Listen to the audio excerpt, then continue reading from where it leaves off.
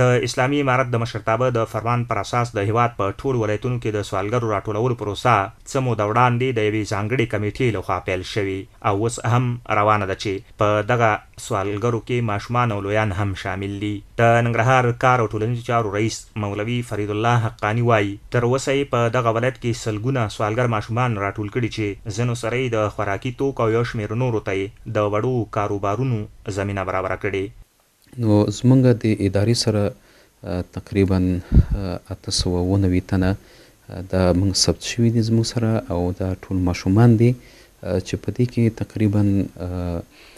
280 تنه د انجونې دي او 620 تنه د هلکان دي. نو تر دې دمه پورې موږ الحمدلله تقریبا 819 تنو سره موږ مختلفو برخو کې د هغوی لاسنیوی کړی، دوی ته موږ خپل هغه مرسته او خدمات وړاندې کړي دي. حقانی وایي هغه سوالګر ماشومان چې عمر یې له 14 کلونو تر 18 پورې دی د حرفوي زده کړو چې خیاطي، موبایل جوړونه، نجاري او نورې حرفې پکې شاملې دي زده کړې ورکول کیږي. د هغه منطقي ته محیط په کتو باندې هغه حرفې موږ په کار ورته اچوو چې هغه ښه عواید ولري تر څو هغوی ته ښه مستفید شي. نو موږ مختلف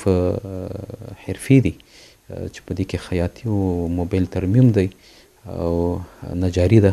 او همدارنګه سلمدوزي او حجاب دوزي او دستکول دوزي او بورډ دوزي دا مختلف حرفې دي انشاءالله دوی ته موږ په کار اچولي انشاءالله. دغه راز د ننګرهار اوسیدونکي احمد طیب او محمد یاسر هم د اسلامي امارت له لوري د سوالګرو ماشومانو او لویانو راټولولو پروسس ته یو غوښتنه کوي چې پاتې هغه دې هم له ښاره راټول او د کار زمینه ورته برابره کړي. کومه پروژه چې حکومت شروع کړې ده د سوالګرو دا یوه ښه پروژه ده، موږ یې ستایو، اقدام دې ورکړي، مخې ته دې بوځي.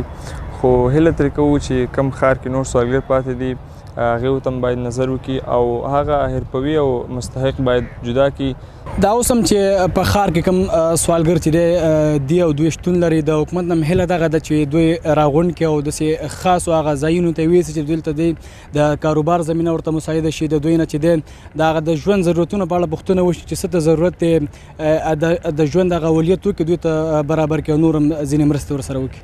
د ننګرهار کار او ټولنیزو چارو ریاست مسؤلین وایي هڅه کوي چې په دې ولایت کې نور سوالګر ماشومان چې اوس هم په سوال کولو بوخت دي راټول او د خیریه بنسټونو پر مټ په ورته خدمات وړاندې کړي.